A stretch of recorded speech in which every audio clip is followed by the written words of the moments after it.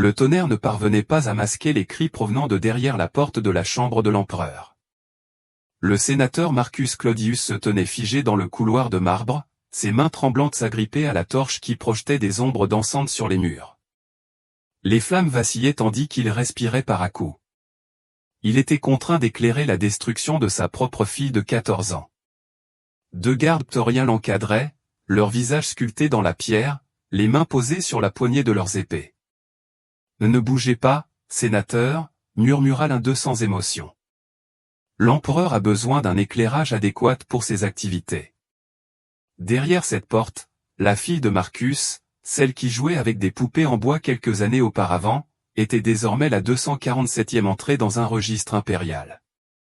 Le grincement de la plume d'un scribe résonna dans une alcôve où un bureaucrate enregistrait une autre acquisition avec le même détachement que celui utilisé pour les expéditions de céréales. Des éclairs traversèrent les fenêtres du palais, illuminant un couloir bordé d'autres pairs. Chacun tenait une torche. Tous arboraient la même expression d'effondrement intérieur. La précision mathématique de tout cela, le nombre de victimes, les infractions répertoriées, la documentation minutieuse, transformaient l'horreur personnelle en procédure d'État. Des pas sur le marbre, des sanglots étouffés, l'efficacité clinique du mal vêtu de soie violette et d'or impérial. Il ne s'agissait pas d'une cruauté aléatoire. Il s'agissait d'une destruction systématique, calculée et enregistrée, marquée du sceau de l'autorité divine. Comment l'Empire romain s'est-il transformé en une usine à maltraitance systématique où les filles sont devenues des numéros d'inventaire? Comment les violations sont-elles devenues des sources de revenus et les pères complices de la destruction de leur propre famille? Pour comprendre comment 600 êtres humains sont devenus des biens catalogués dans les registres impériaux, il faut remonter 4 ans en arrière, jusqu'à l'époque où un homme en deuil. Son neveu accéda pour la première fois à un pouvoir illimité. Car ce qui avait commencé comme une dépravation privée allait devenir une politique publique, et Rome ne se relèverait jamais de cette tâche. Le dernier souffle du vieil empereur résonna dans la villa comme des dés dans un gobelet, et son neveu de 24 ans venait de remporter le pari ultime. En mars 1637, Tibère gisait mort sur son lit à minimum, et Gaius Julius Caesar Augustus Germanicus, dit Caligula, accédait au pouvoir absolu. Le Sénat se réjouissait, le peuple célébrait. Après 23 ans de règne paranoïaque de Tibère, Rome exhalait un soupir de soulagement. Le jeune Caligula semblait parfait. Fils du bien-aimé général Germanicus, élevé parmi les soldats qui lui donnèrent son surnom de « Petite Botte », il possédait un charme capable de faire fondre les statues de marbre. Ses premiers actes furent étincelants, primes de générosité pour les soldats, réduction d'impôts pour les citoyens, jeux de gladiateurs qui duraient des jours. Nos prières sont exaucées, murmuraient les sénateurs à la tribune. Le petit-fils d'Auguste restaura la dignité romaine. Mais derrière son sourire généreux, les esclaves du palais avaient déjà commencé à disparaître. La transformation s'opérait subtilement. Une servante nommée Claudia ne se présenta pas à ses corvées matinales. Puis 2 esclaves de cuisine disparurent. Le surveillant supposa qu'ils avaient fui jusqu'à ce que leur corps refasse surface dans le Tibre, portant des marques qui faisaient blêmir les soldats endurcis. Le pouvoir corrompt progressivement, puis soudainement. Pour Caligula, ce moment survint 6 mois après son règne. Le 37 octobre de l'an 30, il tomba mystérieusement malade. Pendant des semaines, Rome retint son souffle tandis que son jeune empereur luttait contre la fièvre. Des prières s'élevèrent de tous les temples. Lorsqu'il fut rétabli, les citoyens abattirent du bétail en signe de gratitude. Mais quelque chose avait changé derrière ses yeux brillants de fièvre. Il revint différent, écrivit l'historien Suetonius. Comme si la maladie avait anéanti son humanité, l'épouse du premier sénateur ne disparut que 3 mois plus tard. Mais des sources proches du palais témoignèrent plus tard que la guérison de Caligula marquait le début. Il avait goûté à la mort et en était ressorti convaincu de sa propre divinité. Les règles mortelles ne s'appliquaient plus. Ses exigences devinrent plus étranges. Les épouses de sénateurs recevaient des invitations à des dîners privés, invitations qu'elles ne pouvaient refuser. De jeunes garçons issus de familles nobles se voyaient honorés de postes au palais, exigeant des vêtements de soie et du rouge à lèvres. Pourtant, Rome cherchait des excuses. Il était jeune. Il testait les limites. Il deviendrait plus responsable. L'infrastructure de l'horreur se construisit lentement. Il commença par remplacer la garde du palais par des hommes choisis pour leur cruauté plutôt que pour leur honneur. Puis il nomma un maître des plaisirs, un affranchi nommé Hélon, qui comprit que sa survie dépendait de la satisfaction des désirs de l'empereur. À l'été 38, un nouveau type de registre apparut dans les archives impériales. Non pas pour les impôts ou les approvisionnements en céréales, mais pour les acquisitions humaines. Les inscriptions commencèrent de manière sporadique. La fille d'un marchand ici, l'épouse d'un dignitaire en visite là. Les noms devinrent des numéros. Les personnes, des inventaires. Mais Caligula comprit que l'expression ultime de paix n'était pas de recevoir des étrangers. Il détruisait ceux qui auraient dû être intouchables. Le sénateur qui s'opposait à sa proposition fiscale. Le général qui avait remis en question sa stratégie militaire. Le magistrat qui avait statué contre ses intérêts. Leur châtiment ne serait pas la mort. La mort était clémente. La mort était rapide. Au lieu de cela, ils prendraient ce qu'ils chérissaient le plus et les forceraient à regarder. Les architectes du palais reçurent d'étranges ordres. De nouvelles chambres aux propriétés acoustiques spécifiques, conçues pour que les sons se propagent jusqu'aux pièces adjacentes où les invités attendaient leur tour, étaient équipées de porte-torches installées à des hauteurs précises, garantissant à celui qui les tenait une vue dégagée. L'empereur exige des témoins, expliqua Hélon aux ouvriers perplexes. La documentation est essentielle à la justice divine. Au début de l'an 39, la transformation était achevée. Ce qui avait commencé comme un excès privé s'était transformé en politique d'État. Le jeune homme, entré à Rome avec tant de promesses, commandait désormais un appareil conçu pour un seul but, la destruction systématique de la dignité humaine. Sa folie se manifestait dans les violations les plus intimes. Peut-être parce que rien ne démontrait un pouvoir absolu comme forcer un père à assister au supplice de sa fille. Peut-être parce que briser les liens entre protecteurs et protégés brisait la société elle-même. Les sénateurs qui avaient célébré son ascension arpentaient maintenant le forum, le regard hanté, se demandant quand leur nom figurerait sur les listes des licons. Les mères serraient leurs enfants plus fort. Les pères envoyaient leurs familles à la campagne, espérant que l'éloignement les protégerait. Mais ce ne fut pas le cas. Car l'influence de Caligula s'étendait partout où la puissance romaine s'étendait, et ses appétits s'étaient étendus au-delà des victimes individuelles pour s'étendre à des catégories entières de proies. L'infrastructure était prête. Les gardes étaient entraînés. Les registres étaient prêts. Et lorsqu'il laisserait enfin tomber son masque de raison, les premières victimes seraient celles qui étaient les plus proches du trône, ses propres sœurs. Les convives se figèrent lorsque Caligula tendit la main vers sa sœur, Drusilla, sous le regard de 300 sénateurs. La salle à manger se tut, à l'exception du crépitement des lampes à huile. Drusilla resta parfaitement immobile, le visage impassible, tandis que son frère transgressait toutes les barrières sociales. À côté d'elle, leurs sœurs, Julia, Livia et Agrena, fixaient leur coupe de vin, sachant que leur tour viendrait.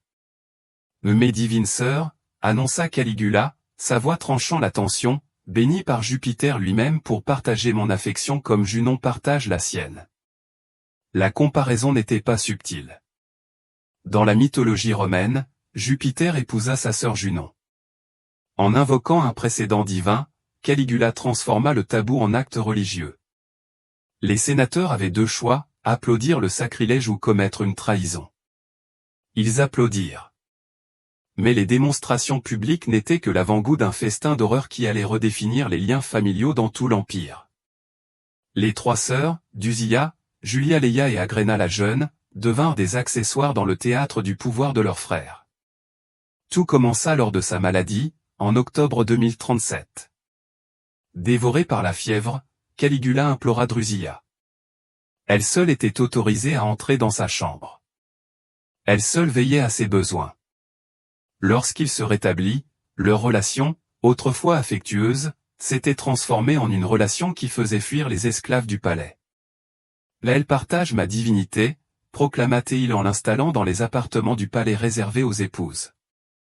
Son mari, Lucius Cassius Longinus, reçut un poste de gouverneur éloigné, une grâce comparée à ce que subiraient les maris ultérieurs.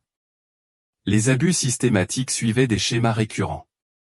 Audience matinale où Drusilla s'asseyait à ses côtés tandis que les sénateurs présentaient des pétitions. Cérémonies religieuses l'après-midi où les trois sœurs participaient à des cérémonies qui bafouaient toutes les valeurs romaines. Des banquets du soir où leur humiliation devint un divertissement. Marcus Lepédu, fiancé à Drusilla, a pris le prix de la proximité avec le pouvoir, contraint d'accepter le nouveau rôle de sa promise. Il choisit la survie par la soumission. Ces lettres de cette époque, découvertes des siècles plus tard, révèlent un homme perdant lentement la raison. Je souris. J'acquiesce. Je fais semblant de ne pas voir. Que peuvent faire les mortels face au jeu des dieux?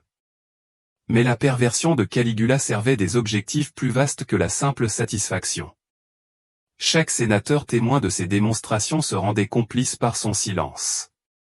Chaque épouse assistant à ces banquets, sachant ce qui allait se passer, devenait partie prenante du mécanisme de normalisation. Les sœurs elles-mêmes élaborèrent différentes stratégies de survie. Drusilla s'abandonna à l'insensibilité, devenant le réceptacle creux dont son frère avait besoin. Julia Levilla tenta la résistance jusqu'à ce que le châtiment public lui apprenne le prix de la résistance. Agrena, la plus intelligente, joua sur le long terme, conservant chaque humiliation pour une vengeance future.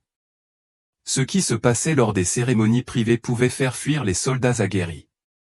Selon les gardes du palais qui témoignèrent plus tard, les droits religieux exigeaient la présence de témoins sélectionnés, généralement des hommes qui s'étaient opposés à Caligula au Sénat. Ils se tenaient dans les coins, interdits de quitter les lieux ou de détourner le regard, tandis que l'empereur démontrait sa lignée divine. Mais si je peux faire ça à mes propres sœurs, le message était clair. Imaginez ce qui attend vos filles. La documentation de ces actes révélait une précision bureaucratique. Les scribes du palais notaient les dates, les heures, les participants et les cérémonies célébrées. Et ces sœurs se faisaient déesses dans leur propre tourment. Le comptable impérial trempa sa plume et écrivit, bien féminin à qui aujourd'hui. 12 filles de sénateurs, 8 épouses équestres, âgées de 13 à 31 ans. Le grattement résonna dans la chambre de marbre tandis que Sabinus, maître des comptes impériaux, transformait des êtres humains en inventaire. Ces registres retrouvés dans les ruines du palais révèlent la précision mathématique de la dépravation de Caligula. Chaque entrée est cataloguée avec le même détachement que celui utilisé pour les expéditions de céréales ou la collecte des impôts. Article 201. Julia Marcella, 19 ans, fille du sénateur Marcus Marcellus. Date d'acquisition, câlin de Marcius. Objectif, service divin, statut, traitement. Ce langage a dépouillé l'humanité de l'horreur. L'acquisition impliquait des gardes armés qui enlevaient les femmes à leur domicile. Le service divin signifiait la servitude forcée. Le traitement impliquait la destruction. Ces registres, partiellement récupérés dans les archives impériales, se lisent comme des manuels d'instruction pour des abus systématiques. Entrée après entrée, réduisant le traumatisme humain à une simple notation administrative. Puis vint la grossesse. Lorsque l'état de Drusilla devint évident au milieu de l'an 38, Caligula déclara qu'il s'agissait d'un miracle divin. Elle porte un dieu. Il proclama, notre enfant régnera sur le ciel et la terre. Le Sénat vota pour honorer l'enfant à naître. Les prêtres offrirent des sacrifices pour sa santé. Tout cela, sachant que le père exhibait son crime comme un devoir religieux. Drusilla mourut en juin 2038, peut-être de complications, peut-être d'empoisonnement. La vérité fut enterrée avec elle. Le chagrin de Caligula explosa en folie. Il la déclara déesse, construisit des temples en son honneur et exigea de tous les Romains qu'ils prêtent serment par sa divinité. Mais le chagrin ne mit pas fin aux abus. Il les intensifia. Julia Levilla et Agrena portèrent désormais le fardeau de leur sœur décédée. Les cérémonies continuèrent, mais avec un élément supplémentaire. Elles devaient incarner l'esprit de Drusilla lors des cérémonies religieuses. Porteurs ces vêtements, parler avec sa voix, faire comme si la déesse avait vécu leur souffrance.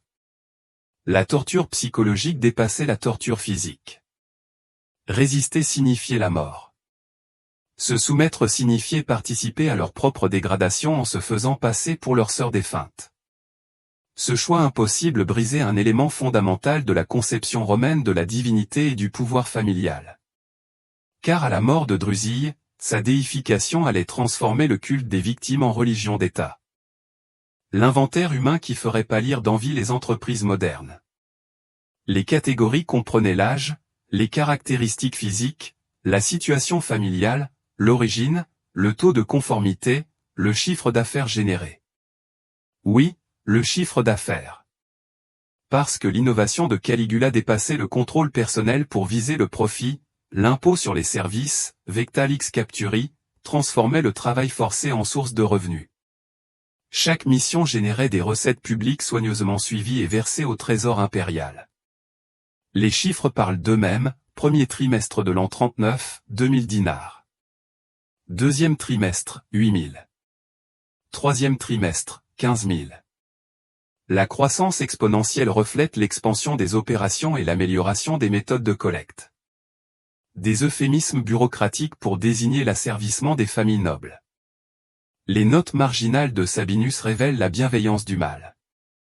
Il est suggéré d'augmenter les stocks avant la saison des festivals. La hausse des revenus des catégories plus récentes recommande de se concentrer sur les nouvelles acquisitions. L'épouse du sénateur Fabius a généré des résultats exceptionnels, même si des profils similaires étaient recherchés. Le processus de sélection a suivi des schémas rigoureux. Les opposants politiques ont vu leur famille ciblée en premier. Un sénateur vote contre la politique impériale. Le nom de sa fille apparaît dans les registres en quelques jours. Un commerçant remet en question les taux d'imposition. Son épouse participe à l'inventaire.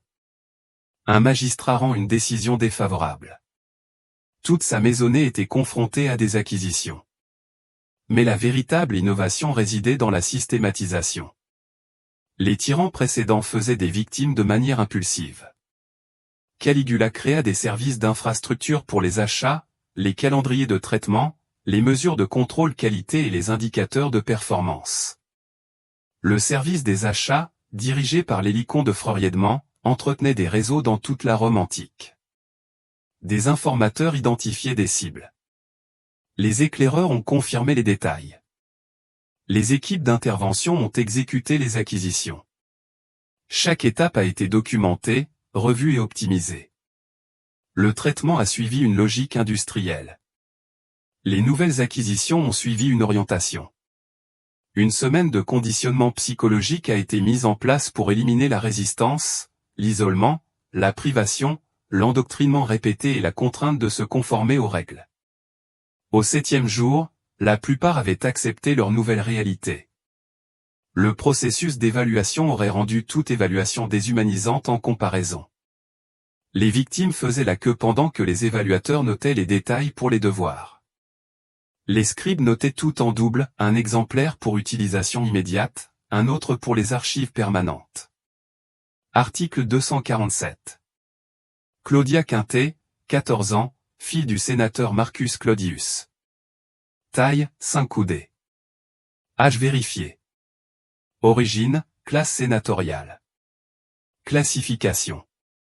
Affectation restreinte réservée à l'attention impériale particulière. Le système de classification a révélé une précision terrifiante. L'affectation restreinte signifiait que les victimes étaient réservées à l'attention personnelle de l'empereur. L'affectation standard incluait le service général du palais. Les affectations de service désignaient les personnes affectées aux travaux manuels. Chaque grade correspondait à un destin différent et générait des résultats différents. Le contrôle qualité garantissait une conformité systématique. Les surveillants du palais soumettaient des rapports réguliers. Les évaluations négatives entraînaient une reconversion. Les rapports positifs offraient aux victimes des conditions de vie légèrement meilleures, un repas supplémentaire, une cellule plus propre, une journée sans tâche. Les indicateurs de performance suivaient tout, taux de traitement, pourcentage de conformité, statistiques d'utilisation, taux d'attrition, peines infligées aux victimes décédées ou incapables de continuer. Sabinus traitait la destruction humaine comme un problème d'optimisation d'entreprise. Les rapports mensuels étaient directement adressés à Caligula, qui les examinait avec la même attention qu'il accordait aux dépêches militaires. Il exigeait une efficacité accrue, des revenus plus élevés et des opérations élargies. L'empereur, qui se prétendait divin, passait des heures à analyser des tableaux de la misère humaine. Les archives permanentes garantissaient l'anonymat. Chaque nom, chaque mission, chaque transaction était préservée pour l'éternité. Les familles ne pouvaient faire comme si de rien n'était. Les victimes ne pouvaient cacher leur honte. La documentation elle-même devint une autre arme de contrôle. Parce qu'elle transforme l'atrocité en administration, elle rend l'impensable routinier. Elle permet au mal de se cacher derrière les procédures et les protocoles. Et chaque femme répertoriée dans ces registres allait bientôt subir le même rituel, se présentant devant les assesseurs impériaux qui décideraient de son sort. Les mains de Dame Claudia tremblaient tandis qu'elle se tenait devant les 30 épouses sénatoriales de l'assesseur impérial qui l'attendaient dans la salle d'évaluation. Cette salle d'inspection, longue et étroite, était conçue pour l'évaluation systématique des nouvelles acquisitions. Des torchers étaient alignés le long des murs à intervalles précis, assurant une visibilité parfaite aux scribes qui documentaient chaque détail. Le sol, poli comme un miroir, reflétait la terreur de ceux qui le foulaient. Il déclare ton nom est aligné, aboya Hélicon, le maître des plaisirs. L'empereur divin exige des archives précises. La voix de Claudia s'élevait à peine au-dessus d'un murmure. Claudia Quintet, épouse du sénateur Lucius Calva, fille de la famille Quinti. Son mari, le sénateur Lucius Calva, se tenait avec d'autres époux derrière les barreaux de fer, du côté des chambres. Leur présence n'était pas fortuite. Les forcer à assister à l'évaluation de leurs épouses multipliait les humiliations. Certains pleuraient en silence, d'autres fixaient les murs.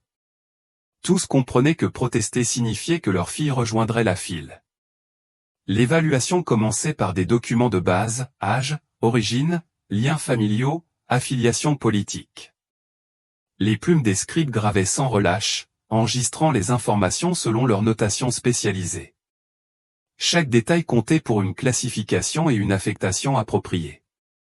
Caligula émergea de son trône d'observation, la soie violette bruissant à sa descente. Il se déplaçait avec une précision théâtrale, chaque pas calculé pour une intimidation maximale. L'évaluation déterminerait le sort de chaque femme au sein de son système pervers. Vous serez évalué pour le service impérial, annonça-t-il. Votre coopération assure la prospérité de votre famille. Toute résistance entraîne des conséquences.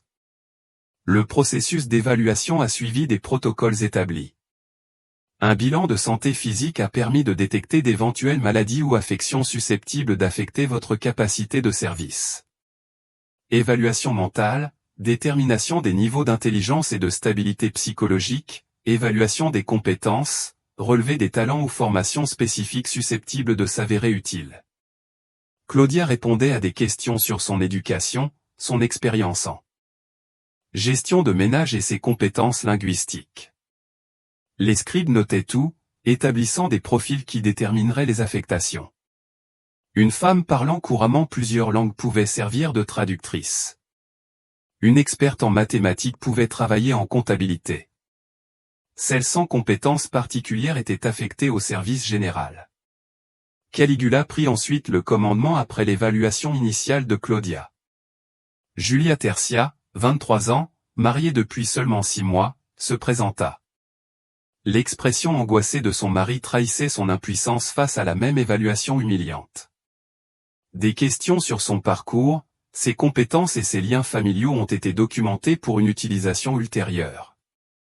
Les catégories d'évaluation comprenaient classification systématique, niveau d'éducation, basique, moyen, avancé, compétences particulières, langue, art, mathématiques, santé physique, excellent, bon, acceptable, profil psychologique, docile, résistant, instable, valeur familiale, haut rang, moyen, faible.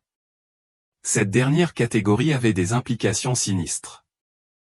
Les femmes issues des familles les plus haut placées recevaient des missions d'attention particulières. Celles issues des familles de rang intermédiaire entraient dans le service général. Les membres des familles de rang inférieur étaient confrontés aux tâches les plus pénibles. Lorsque Livia Sequindu fit preuve de défi lors de l'interrogatoire, les gardes intervinrent immédiatement. Correction requise pour résistance à l'évaluation, remarqua le scribe tandis qu'on l'emmenait pour qu'elle ajuste son attitude. Ces cris résonnèrent dans la salle voisine, enseignant aux autres le prix de la défiance. La file d'attente pour l'évaluation se déroulait avec une efficacité mécanique. Chaque femme était soumise à une évaluation identique, tandis que des détails spécifiques personnalisaient son dossier. La mère de 6 enfants reçut des notes sur ses compétences en gestion de ménage. Le dossier de la jeune mariée soulignait ses compétences linguistiques. L'évaluation de la veuve se concentra sur ses connaissances financières, mais le véritable fléau résidait dans les classements. Après une évaluation initiale, les femmes recevaient des grades qui détermineraient leur sort. La classification premium signifiait le service impérial direct. La classification standard indiquait les tâches générales du palais. Selon la classification utilitaire, les femmes âgées ou jugées moins utiles étaient confrontées aux tâches les plus pénibles. Les plumes des scribes enregistraient les mesures de la valeur humaine. En termes purement fonctionnels, les compétences administratives pouvaient se traduire par des tâches comptables. Le talent musical pouvait se traduire par des tâches de divertissement. La beauté ou la jeunesse signifiaient généralement des tâches plus pénibles, même si les scribes utilisaient un langage euphémique pour masquer les implications. Le sénateur Calva vit sa femme recevoir le statut d'utilité, une grâce peut-être, même si son visage s'effondra d'être jugé indigne, même pour les desseins pervers de l'empereur. À ses côtés, le jeune Marcus vit sa future épouse être classée parmi les plus prestigieuses, sa jeunesse et sa beauté lui conférant une attention impériale personnelle. Le processus de documentation s'est conclu par des profils individuels détaillés, garantissant qu'aucune victime ne puisse échapper à l'anonymat. Taille, poids, couleur de peau, signes distinctifs, tous conservés en double. Un exemplaire pour une utilisation immédiate, un autre pour les archives permanentes qui survivraient aux femmes elles-mêmes. À la fin de l'après-midi, 30 noms supplémentaires figuraient dans les registres. 30 familles brisées. 30 femmes entrées comme matrones romaines et reparties comme des objets d'inventaire, leurs valeurs évaluées, leur destin scellé, leur humanité officiellement réduite à des catégories administratives. Celles qui obtenaient les meilleurs résultats aux évaluations ne se contenteraient pas de servir l'empereur. Ils seraient inscrits dans une institution qui ternirait à jamais le concept de service divin. Le bâtiment portait l'inscription « Temple du service divin », mais les activités qui s'y déroulaient bafouaient tout ce qui était sacré dans les traditions religieuses romaines. Caligula avait transformé l'aile du palais en un centre de servitude forcée des plus exclusifs de Rome, où épouses et filles de sénateurs travaillaient sous couvert de religion. L'entrée était ornée de statues de déesses en marbre, dont les visages avaient été sculptés à l'image des femmes contraintes de travailler à l'intérieur. De l'encens y était brûlé pour créer une atmosphère de sainteté tout en masquant la réalité d'une exploitation systématique. 40 sénatrices travaillaient en permanence dans ce temple. Chaque nom représentait un homme contraint de participer au système pour assurer l'avenir de sa famille. Les chambres elles-mêmes mêlaient luxe et dégradation. Coussins de soie et lampes dorées ne pouvaient masquer la réalité de la servitude forcée. Les femmes arrivaient préparées par des esclaves qui les coiffaient et les habillaient de costumes qui trahissaient leur dignité passée. Julia Marcella, épouse du sénateur Marcelli, a laissé un témoignage gravé dans le mur de sa cellule. 4e semaine de service, 12 rendez-vous par jour. Je récite de la poésie pour garder la raison. Ils ont arrêté de nourrir ceux qui résistent. Cornelia est morte hier. Ils nous ont fait assister à son enterrement pour montrer ce qui arrive à ceux dont le corps défaille. La structure tarifaire révélait une logique d'entreprise. Les rendez-vous premium coûtaient 500 dinars de plus que le salaire annuel d'un soldat. Les tarifs standards étaient de 200 dinars. Des remises sur volume encourageaient une participation fréquente. Des forfaits spéciaux proposaient diverses expériences conçues pour maximiser les profits et la dégradation. Leur rotation était soigneusement gérée pour éviter les décès par épuisement. La sélection favorisait ceux qui avaient obtenu de bons résultats aux évaluations, mais qui montraient une certaine résistance. Les plus courageux apportaient une satisfaction supplémentaire à l'empereur. Le système de nomination fonctionnait avec une précision militaire.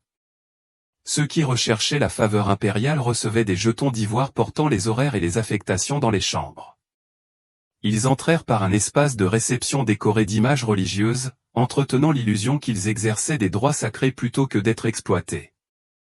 Le bienvenu au service de la déesse, salua le réceptionniste, un être unique dont la survie dépendait d'une administration irréprochable. Votre offrande a été préparée dans la chambre 12. Que votre grâce plaise au divin empereur. Les calendriers de nomination conservés dans les archives du palais ressemblent à des appels nominaux au Sénat. Mardi, le sénateur Quinty achète une protection pour ses contrats céréaliers. Mercredi, le marchand Flavius sollicite un allègement fiscal. Jeudi, le général Cassius négocie la commission militaire de son fils. Mais la véritable innovation résidait dans l'obligation de contraindre les clients à documenter leur visite. Des documents écrits, classés en double, constituaient des archives permanentes de participation. Ces documents garantissaient la complicité des hommes susceptibles de s'opposer ultérieurement à l'empereur, exposés au chantage du fait de leur implication avérée. Ces documents, partiellement récupérés des ruines, offrent un aperçu terrifiant d'une atrocité normalisée. Le service était satisfaisant, mais l'enthousiasme des employés était insuffisant. Recommander une motivation supplémentaire. L'ouvrier a accompli les tâches requises, mais a parlé excessivement. Proposer des mesures disciplinaires.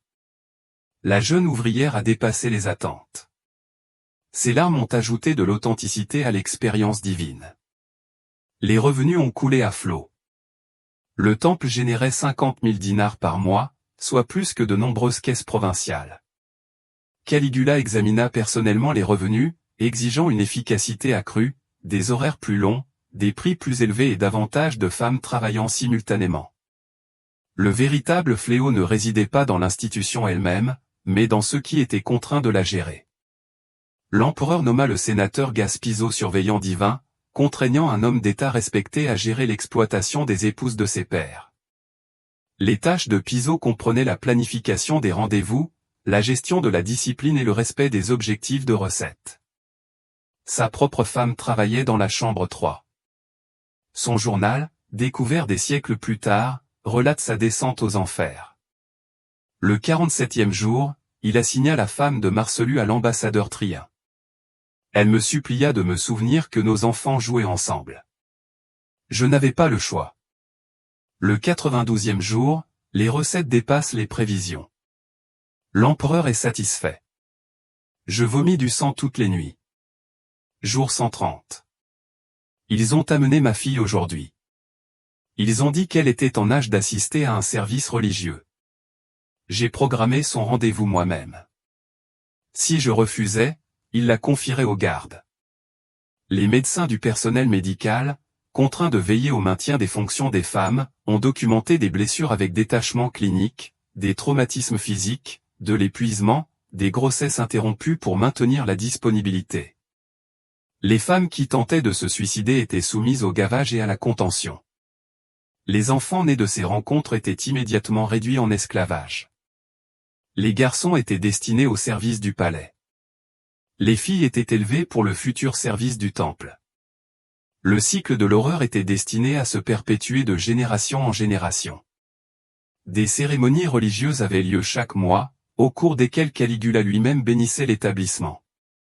Ces rassemblements forçaient les 40 femmes à faire une démonstration de leur service divin, tandis que les sénateurs assistaient à l'humiliation publique de leurs épouses.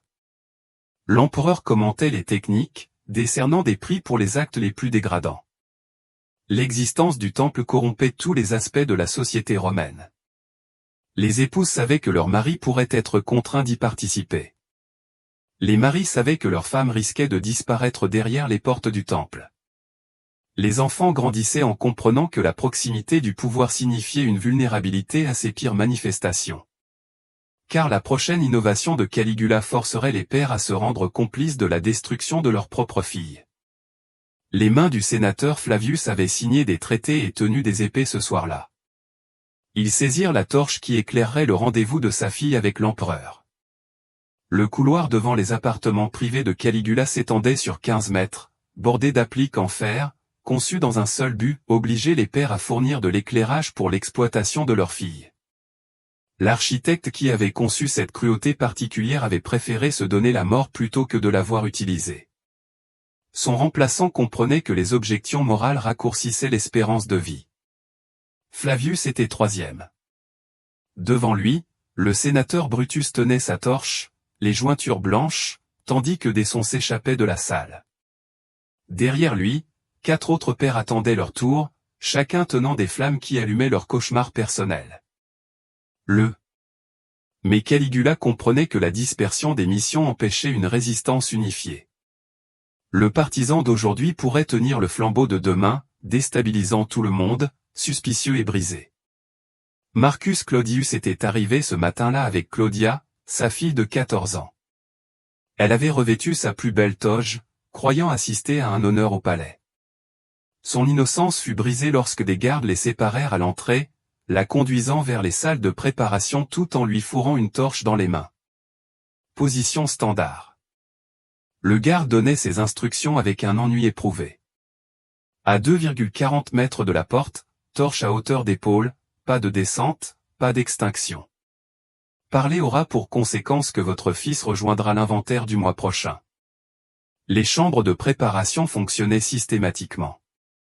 Les jeunes filles arrivaient confuses et repartaient sous sédatifs, leur corps préparé selon les systèmes fonctionnait avec une précision bureaucratique. Les convocations arrivaient à l'aube. Votre présence est requise pour l'illumination. Amenez votre fille aînée célibataire. Le respect des règles assure la prospérité de votre famille. Cette dernière ligne avait du poids. Le non-respect des règles signifiait plus que des conséquences personnelles. Il signifiait l'anéantissement de la famille. Frères exécutés, épouses réduites en esclavage, jeunes enfants répartis entre les soldats. Le choix n'en était pas un.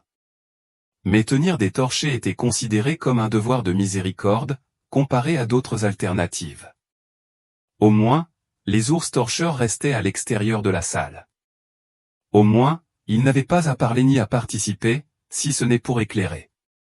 Au moins, ils pouvaient fermer les yeux, même si les gardes veillaient à ce qu'ils restent debout et ne bougent pas. Le planning suivait des schémas. Les opposants politiques étaient les plus souvent chargés de la torche. Préférence impériale. Les médicaments garantissaient l'obéissance sans altérer la conscience. Caligula préférait les victimes conscientes qui comprenaient parfaitement leur situation.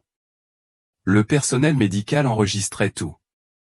Vérification de l'âge, de l'état de santé, de l'état psychologique, formulaire rempli en triple exemplaire, garantissant la documentation adéquate de chaque rendez-vous divin. Le langage restait clinique tout en décrivant des circonstances qui entraient des générations. Lorsque les portes de la chambre s'ouvrirent, le père précédent sortit en titubant, torche éteinte, le regard vide. Des gardes aidaient sa fille. Certains marchaient, d'autres devaient être portés. Tous arboraient des expressions suggérant de profonds dommages psychologiques. Puis, le surveillant fut appelé. Brutus prit sa place. De nouveaux sons résonnèrent bientôt à travers les portes de chêne, tandis qu'il se tenait figé, éclairant le supplice de son enfant par des fenêtres conçues à cet effet. La précision architecturale garantissait une visibilité parfaite. Les pères pouvaient tout voir en même temps. Restant incapables d'intervenir, d'autres pères ont dû faire des choix qui les entraient au-delà de la mort. Certains ont reçu des offres, tenez la torche pendant 2 heures ou rejoignez votre fille à l'intérieur pour 1 heure. D'autres ont entendu des offres, fournissez une lumière constante ce soir et vous épargnerez vos plus jeunes filles. La torture psychologique dépassait probablement la violence physique, forçant les protecteurs à tolérer la violence et brisant des liens fondamentaux. De nombreux pères n'ont plus jamais parlé à leurs filles, non par manque d'amour, mais par incapacité à affronter un traumatisme partagé. Les filles ne pouvaient plus regarder leur père qui avait littéralement illuminé leur pire moment. Les porteurs de flambeaux formaient une fraternité malgré eux. Ils passèrent sur le forum avec des regards entendus, comprenant ce que d'autres avaient enduré. Certains s'enivrèrent jusqu'à en mourir. D'autres tombèrent sur l'épée. La plupart continuèrent simplement d'exister. Des hommes creux, vivant comme des syllabes.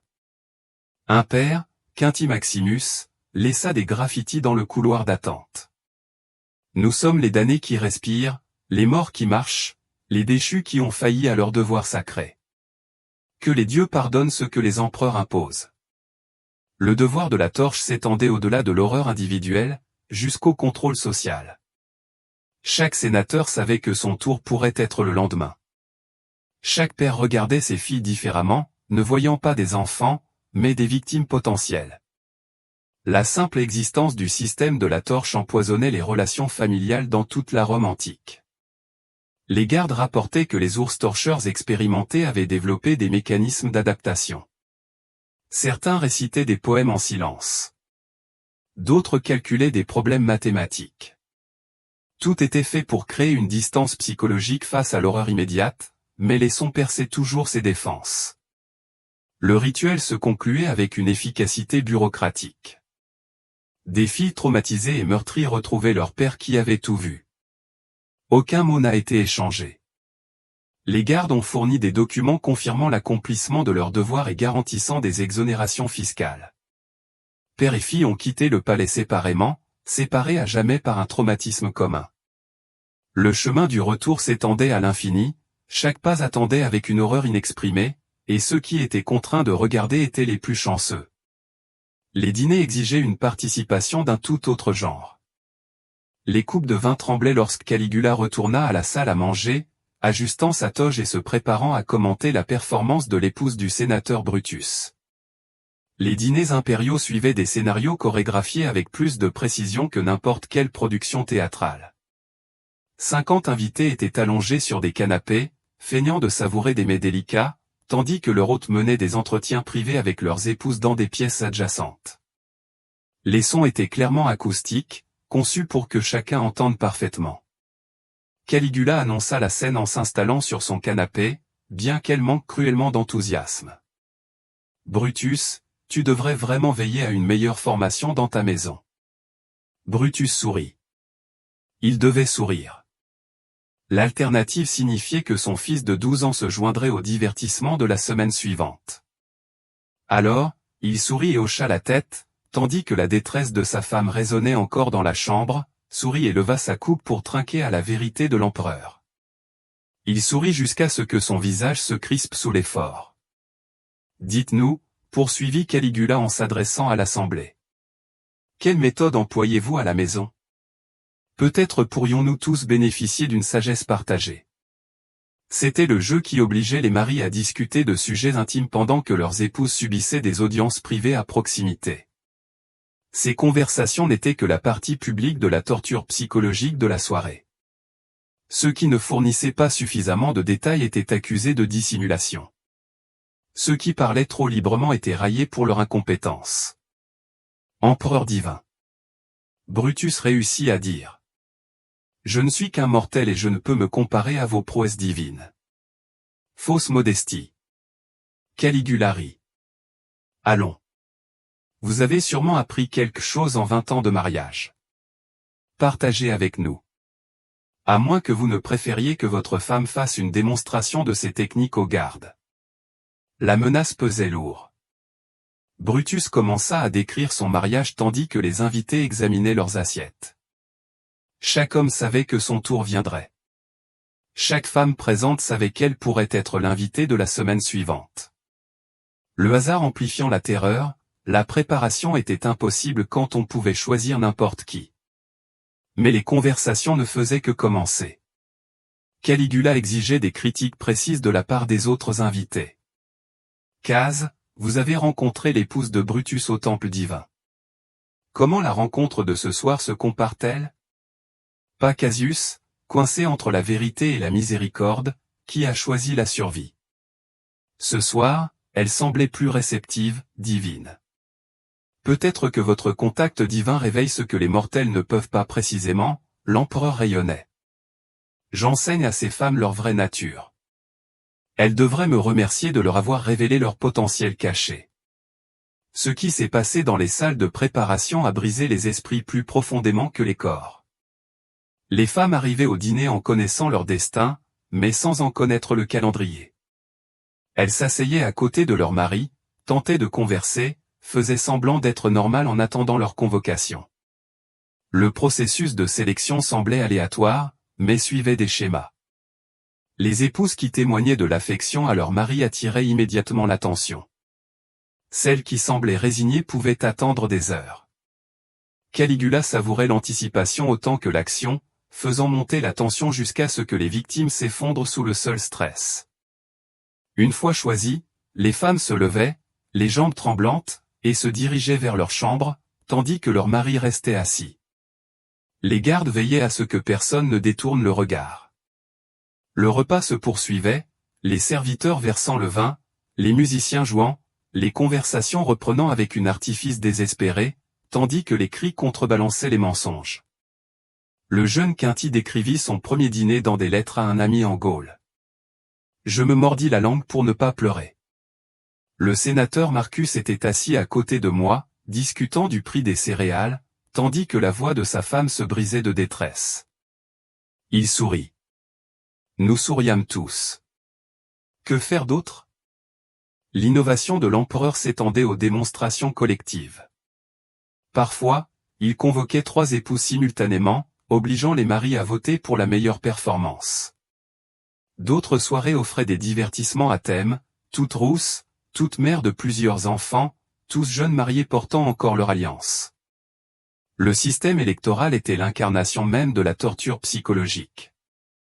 Les maris classant leurs épouses, sachant que leurs propres épouses étaient soumises au même jugement. Les gagnants bénéficiaient d'un traitement légèrement supérieur. Les perdants étaient confrontés à des représailles publiques jusqu'à ce qu'une amélioration se fasse sentir. La documentation conservait chaque vote, chaque classement, chaque capitulation honteuse face à la survie.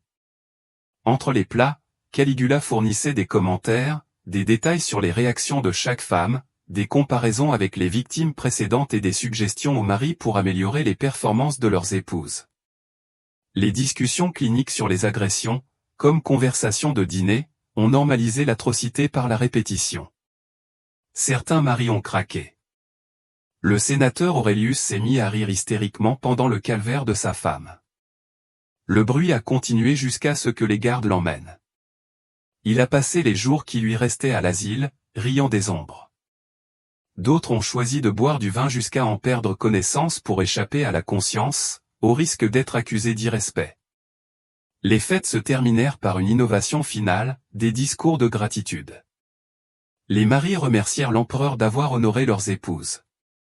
Les épouses revinrent, traumatisées et meurtries, le remercièrent pour son attention divine. Les mots restèrent gravés dans la gorge, mais sortirent malgré tout. La survie dépendait de performances convaincantes. Les exigences en matière de documentation ajoutaient l'insulte finale. Liste d'invités, détails des réunions, classement des performances, tout était consigné pour la postérité. Les familles ne pouvaient faire comme si de rien n'était, les archives officielles détaillant chaque dégradation. Pourtant, même ces horreurs étaient insignifiantes comparées à ce qu'ils feraient subir aux enfants, surtout après avoir développé les programmes de reproduction. Les notes du médecin étaient cliniques. Sujet 142. Des indicateurs de santé optimaux suggèrent un potentiel de productivité élevé pour la progéniture au service de l'Empire. Le docteur Lucius Scripté avait été formé à la célèbre faculté de médecine d'Alexandrie pour soigner les malades. Il évaluait désormais les femmes comme du bétail, calculant leur capacité à procréer pour un empereur qui considérait la reproduction forcée comme une gestion des ressources. Sa salle d'examen, au sous-sol du palais, devint un centre d'évaluation aux fins les plus sombres. Le programme de reproduction débuta fin 39 après Jésus-Christ, lorsque Caligula réalisa que ses victimes pouvaient en engendrer d'autres. Pourquoi se limiter à l'inventaire existant alors qu'il pouvait fabriquer des provisions futures? La logique était horrifiante par sa simplicité. Transformer les femmes en usines de production, les enfants en domestiques garantis. Le sujet 142 était Julia Tercé, 19 ans, fille d'un sénateur qui avait remis en question les dépenses impériales. Elle était allongée sur la table d'examen pendant que Scriptor effectuait des tests qui détermineraient son potentiel reproductif. Les mesures physiques indiquaient une capacité de procréation. Les antécédents médicaux ont confirmé la fertilité. Les antécédents familiaux suggéraient une descendance robuste. L'excellent spécimen, a-t-il dicté au scribe. Il est recommandé de l'affecter immédiatement à des protocoles de reproduction. Il est suggéré de l'accoupler avec des reproducteurs robustes pour des résultats optimaux. Une descendance multiple est possible avant le déclin lié à l'âge. Le processus de sélection s'effectuait par le biais d'unions divines, des couples forcés conçus pour une descendance optimale. Les femmes étaient informées de leurs partenaires assignés et les rencontraient pour la première fois dans des chambres de reproduction, sous la surveillance du personnel médical qui documentait chaque rencontre pour évaluer les chances de conception. Ces chambres, construites à côté des installations médicales, réduisaient à néant les mécanismes de reproduction, les environnements cliniques, les fenêtres d'observation, les gardes assurant le respect des règles, tandis que les médecins enregistraient des données susceptibles d'influencer les taux de conception. Maria Claudia, chargée de donner naissance à des garçons pour la garde ptorienne, a vécu 8 partenaires différents en 6 mois. Son journal, caché dans des fissures murales et découvert lors de rénovation, offre un témoignage personnel rare. 3e mission aujourd'hui, un soldat qui ne parle pas latin. Nous évitons tout contact visuel. Les médecins discutent du timing tandis que les gardes s'assurent du bon déroulement de la procédure.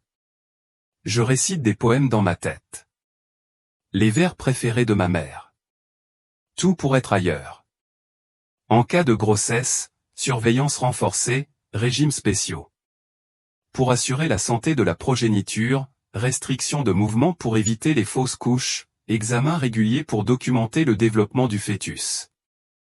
Les femmes devinrent des réceptacles, leur humanité n'ayant plus d'importance au-delà de leur fonction biologique. Les enfants nés de ces programmes étaient confrontés à des destins prédéterminés, basés sur leur sexe et leurs caractéristiques. Les garçons les plus forts entrèrent en formation militaire à l'âge de 5 ans. Ceux aux traits délicats furent préparés différemment pour le service au palais. Les filles jugées attirantes rejoignirent des programmes préparatoires. D'autres devinrent des esclaves domestiques. La documentation a révélé une efficacité industrielle. Les résultats de reproduction ont été suivis sur plusieurs générations. Les accouplements réussis ont été répétés. Les accouplements ratés ont été interrompus. Les femmes ayant donné naissance à plusieurs descendants sains ont reçu un traitement légèrement meilleur, nourriture supplémentaire, locaux plus propres, jours de repos occasionnels entre les grossesses. Docteur. Les notes médicales de Scripté devinrent de plus en plus distantes à mesure que l'engourdissement moral remplaçait son serment hypocrite. Le sujet 89 a eu 4 enfants viables. Il est recommandé de poursuivre la reproduction malgré son âge avancé. Le sujet 203 a fait 2 fausses couches et a été réaffecté au service général. Le sujet 156 est décédé en couche, mais les nourrissons ont survécu. Taux de perte acceptable. La coercition reproductive s'est étendue au-delà de la simple reproduction. Caligula expérimentait avec les lignées tel un scientifique dément. Des filles de sénateurs accouplées à des gladiateurs pouvaient-elles donner naissance à des guerriers parfaits? Des alliances égypto-romaines pouvaient-elles créer une beauté exotique? Ces théories, documentées dans des registres d'élevage, réduisaient la génétique humaine à l'amélioration du bétail. Les femmes qui résistaient étaient confrontées à la conformité pharmaceutique. Les médecins romains possédaient des herbes qui pouvaient influencer la fertilité, augmenter les chances de conception ou assurer la sécurité des animaux pendant les séances de reproduction. Le personnel médical perfectionnait les dosages, transformant les agressions reproductives en une fatalité chimique. Le système de suivi de la progéniture attribuait des numéros à la naissance. Aucun nom n'était donné avant l'âge de 5 ans, âge où la survie semblait probable. Les décès prématurés, dont le taux de mortalité atteignait 40%, disparaissaient tout simplement des registres. Les mères ignoraient souvent le sort de leurs enfants, la séparation survenant immédiatement après le sevrage. certaines femmes trouvèrent des moyens de résister aux contraceptifs secrets à base de plantes et aux fausses couches auto-infligées. Un groupe découvrit qu'une famine extrême empêchait la conception, préférant une mort lente à la procréation de futures victimes. Une fois découvert, le gavage assurait la survie et la punition assurait le respect des animaux. Les installations d'élevage s'agrandissaient chaque mois, nouvelles salles d'examen, zones de détention plus vastes, nurseries dédiées aux petits en attente de classification. Ce qui avait commencé comme une expérience perverse évolua vers une fabrication humaine systématique, réduisant la reproduction à un processus industriel. Le langage scientifique masquait l'atrocité, devenue la marque de fabrique du programme. Les médecins discutaient des périodes de reproduction optimale et de la compatibilité génétique, tout en contraignant des adolescents à l'esclavage reproductif. La précision médicale masquait l'abomination morale, permettant à des hommes instruits de commettre des horreurs par détachement professionnel. Et tandis que les femmes subissaient une reproduction forcée, leurs jeunes fils étaient confrontés à une transformation différente, qui allait les priver de leur identité. Marcus Quinty avait 12 ans lorsque des gardes l'ont arrêté dans la villa de son père. À la tombée de la nuit, le maquillage et la soie l'avaient transformé en quelque chose de méconnaissable.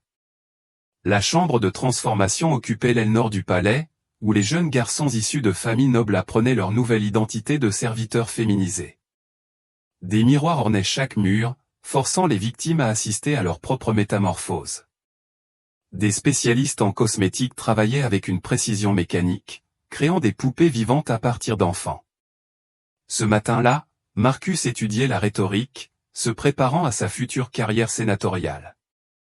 Les critiques de son père concernant la distribution des céréales avaient scellé son destin. À présent, les coiffeurs lui coiffaient les cheveux de fleurs tandis que les couturières ajustaient des vêtements de soie qui mettaient en valeur sa silhouette gracile. « Ne bougez pas », ordonna le surveillant. Un homme unique nommé Ton, qui avait survécu en perfectionnant la transformation des autres. L'empereur divin exige la perfection.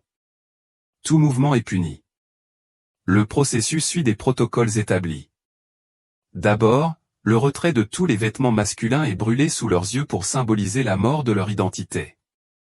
Ensuite, des bains purifiants aux huiles parfumées les marquent de leur appartenance au palais. Enfin, l'habillage, chaque vêtement étant choisi pour maximiser l'illusion féminine.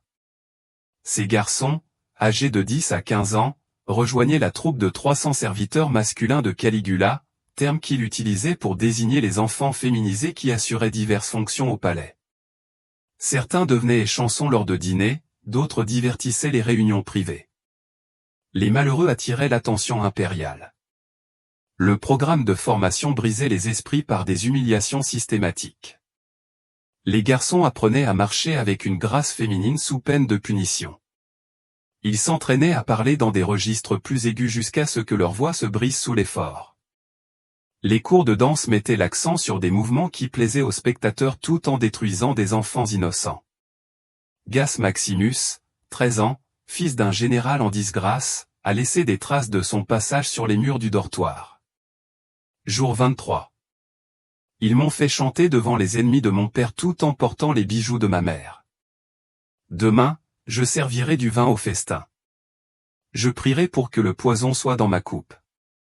Le système de présentation révélait quelle famille était tombée en disgrâce. Chaque semaine, des garçons fraîchement transformés se tenaient sur des estrades, tandis que des clients potentiels les évaluaient. Des sénateurs, en quête de faveur impériale, sélectionnaient les fils de leurs collègues. Des marchands achetaient leur innocence grâce à l'accès à l'éducation. Les sélections se sont poursuivies avec des discussions cruelles et désinvoltes sur les qualités du garçon, comme s'il s'agissait d'examiner une marchandise. La documentation a préservé chaque transaction. Lot 17. Auparavant, Marcus Quinty, maintenant appelé Flora, 12 ans. Excellent état, habile en danse et en service. Frais de sélection minimum 2000 dinars.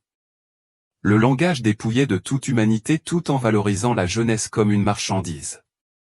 Certains garçons s'adaptèrent par dissociation, créant des personnalités alternatives capables de supporter ce que leur véritable moi ne pouvait supporter. D'autres trouvèrent une protection auprès de protecteurs particuliers, le moindre mal d'une affectation unique plutôt que d'un usage collectif. Quelques-uns découvrirent qu'une beauté ou un talent exceptionnel pouvait assurer la survie, même si cela pouvait coûter des âmes. Les dortoirs où elles vivaient entre deux affectations ressemblaient à des écoles dévoyées, cours de maquillage, apprentissage du bon comportement, punition pour tout comportement masculin. Les garçons surpris à se livrer à des jeux violents étaient punis publiquement. Ceux qui refusaient de porter une tenue féminine étaient affamés jusqu'à ce que la soumission leur semble préférable à la mort. Les examens médicaux ajoutaient une couche d'humiliation supplémentaire. Les médecins vérifiaient les maladies, documentaient le développement physique et s'assuraient que les garçons restaient aptes au service. Les violations cliniques consignées dans les archives médicales considéraient les enfants comme des fantassins, nécessitant un entretien régulier. Les parents apercevaient parfois leurs fils transformés lors de cérémonies au palais. Le sénateur Claudius a décrit avoir vu son fils, rebaptisé Lily, servir du vin dans de la soie transparente. Je ne l'ai reconnu que lorsqu'il a renversé du vin. Sa main tremblait, exactement comme lorsqu'elle était nerveuse à l'approche des leçons. Mon fils guerrier était réduit à une décoration peinte. Je me suis retiré pour vomir. La guerre psychologique s'est étendue au nom. Les garçons ont perdu leurs fiers identificateurs romains. Marcus, Gaz, Lucius, remplacés par des noms féminisés ou des références florales. L'utilisation constante de nouveaux noms érodait les anciennes identités. Au bout de quelques mois, certains garçons oubliaient complètement leur nom de naissance. Toute résistance impliquait des sanctions de plus en plus sévères. Première offense, humiliation publique. Deuxième, isolement et privation. Troisièmement, affectation dans des casernes où des centaines de soldats utilisaient un seul petit corps jusqu'à ce qu'il se brise. Ces exemples ont assuré l'obéissance de ceux qui ont choisi la survie dégradante plutôt que la résistance destructrice. Le processus de vieillissement a donné de faux espoirs. Les garçons trop âgés pour l'illusion féminine, généralement vers 16 ans, ont dû s'orienter vers un autre service. Certains sont devenus des « Unix » pour des rôles permanents au palais. D'autres ont rejoint des services spécialisés. Les rares chanceux ont gagné leur liberté grâce à l'influence des patrons, même si cette liberté signifiait porter une honte permanente. Les cérémonies d'achèvement se moquaient des droits romains traditionnels liés à la majorité. Au lieu de recevoir des toges marquant la virilité, les garçons portaient leur dernier costume féminin avant leur réaffectation. Les familles pouvaient acheter la liberté de leurs fils pour des sommes exorbitantes si elles le pouvaient, accueillant avec joie ce qui restait. Ces tribunes révélaient quelles familles étaient tombées en disgrâce, leurs fils transformés en symboles vivants de la domination impériale. Pourtant, toutes ces horreurs systématiques se préparaient à une nuit où tout l'appareil corrompu se concentrerait sur un père célibataire, une torche et une jeune fille innocente. Marcus Claudius avait critiqué une politique fiscale de trop. Le tonnerre secoua le palais tandis que les gardes le séparaient de sa fille de 14 ans. La tempête s'était intensifiée tout au long de la journée, reflétant la tension qui régnait au Sénat, où Claude prononça son dernier discours contre la taxe sur la prostitution. Il avait parlé avec éloquence de la dignité romaine, des limites morales que même les empereurs ne devaient pas franchir. Ses collègues restèrent silencieux, conscients que son courage le condamnait à la destruction. Au coucher du soleil, une convocation impériale arriva à sa villa. Votre présence était requise pour l'illumination. Amenez votre fille aînée célibataire. Obligation immédiate. L'expression du messager suggérait qu'il savait ce qui attendait la famille. Claudia, 14 ans et protégée, revêtait soigneusement sa plus belle toge. Elle avait assisté aux cérémonies du palais, avant les lectures de poésie et les cérémonies religieuses. Son innocence demeurait intacte malgré la corruption de l'Empire. Tout cela prendrait fin ce soir. Les couloirs du palais résonnaient des bruits de préparatifs. Les gardes disposaient des torchers à intervalles réguliers. Les scribes préparaient les registres pour les nouvelles entrées. Les appartements de l'empereur faisaient l'objet d'aménagements particuliers. Des témoins ont par la suite témoigné de l'installation de dispositifs de contention à des hauteurs précises. Des instruments disposés avec une précision chirurgicale. Mais le choix de sa fille n'était pas aléatoire. C'était une vengeance calculée pour sa résistance sénatoriale. Caligula avait passé des semaines à étudier les familles des sénateurs de l'opposition, sélectionnant les victimes pour un impact maximal. L'âge, la beauté et l'innocence de la jeune Claudia la rendaient parfaite pour enseigner à son père le prix de la résistance. Un coup de tonnerre retentit à leur entrée dans le palais. Claudius sentit la main de sa fille trembler dans la sienne. Elle commençait à comprendre que quelque chose de terrible l'attendait. Des gardes les séparèrent au poste de contrôle. Elle se dirigea vers les salles de préparation. Il se dirigea vers le couloir éclairé par des torchers où les pères apprenaient l'impuissance. « S'il vous plaît », supplia Claudius au commandant de la garde. « Elle n'a que 14 ans. Prenez-moi plutôt. Je ferai tout ce que vous pouvez. » « Les ordres de l'empereur sont précis », répondit-il impassiblement. « La fille pour votre éducation. Tenez votre torche bien droite, sénateur. La sécurité de votre fils dépend de votre obéissance. » Les salles de préparation traitaient Claudia avec une efficacité éprouvée. Les assistants lui retiraient ses vêtements, la maquillaient, lui arrangeaient les cheveux tandis qu'elle pleurait son père. Des sédatifs garantissaient son obéissance sans l'altérer. L'empereur préférait les victimes conscientes qui comprenaient leur situation. Pendant ce temps, Claudius prenait position dans le couloir. D'autres pères étaient déjà à leur poste. Le sénateur Brutus, dont les critiques sur les dépenses militaires avaient valu cette punition. Le marchand Flavius, qui avait remis en question la politique commerciale. Le général Cassius, qui avait suggéré à l'empereur de faire preuve de retenue, tous tenaient des torchers pour illuminer leurs filles, faute de quoi la tempête s'intensifierait. Des éclairs traversaient les fenêtres du palais, créant des effets stroboscopiques dans le couloir. Le tonnerre masquait certains sons, mais pas tous. Jamais tous. L'architecte avait veillé à ce que certaines fréquences transmettent clairement les cris, les sons spécifiques de l'innocence s'éteignant. Claudius saisit sa torche tandis que des pas approchaient. Sa fille apparut, endormie, mais consciente, vêtue de vêtements qui trahissaient la pudeur. Ses yeux trouvèrent sa confusion, sa terreur, son espoir désespéré que son père la sauverait, comme il l'avait toujours fait. Il ne pouvait que tenir le feu pendant que les gardes l'escortaient, il ne pouvait que maintenir sa position pendant qu'elle disparaissait derrière la porte de l'empereur, il ne pouvait que fournir de la lumière pour son supplice, tandis que son cœur se brisait à chaque bruit étouffé. La torche qu'on lui tendait avait été témoin de dizaines de scènes de ce genre. Que ses enfants en payaient le prix. Les fouilles modernes continuent de révéler des preuves. Des témoignages gravés sur les murs des cellules. Des instruments médicaux conçus pour des examens forcés. Des parchemins de reçus confirmant des violations commises. La bureaucratie du mal, préservée dans la pierre et le parchemin, mettait en garde à travers les siècles contre le sombre mariage du pouvoir absolu et de la documentation systématique. Parce que la véritable innovation de Caligula ne résidait pas dans la dépravation elle-même, les tyrans avaient toujours. Ils ont pris ce qu'ils voulaient. Son génie résidait dans l'industrialisation de la violation, dans la transformation de l'agression, d'une pulsion à une institution, dans la création de systèmes durables de destruction humaine qui ont survécu à leur créateur. Les portes torchées vides demeurent dans les ruines du palais, des luminaires en bronze qui contenaient autrefois des flammes, des pères, la lumière qui éclairait les ténèbres. Ils se dressent comme des monuments à la mémoire de chaque parent qui a découvert que parfois l'amour ne suffit pas. Que parfois le pouvoir brise ce que l'amour voudrait protéger. Que parfois, le prix de la survie de vos enfants est de contribuer à détruire celui d'autrui. Le tonnerre résonne encore à travers ces ruines lors des nuits d'orage. Les visiteurs témoignent d'un sentiment de malaise près de certaines chambres. Peut-être est-ce l'imagination. Peut-être est-ce le poids d'une horreur documentée. Ou peut-être que certaines torchées ne s'éteignent jamais vraiment.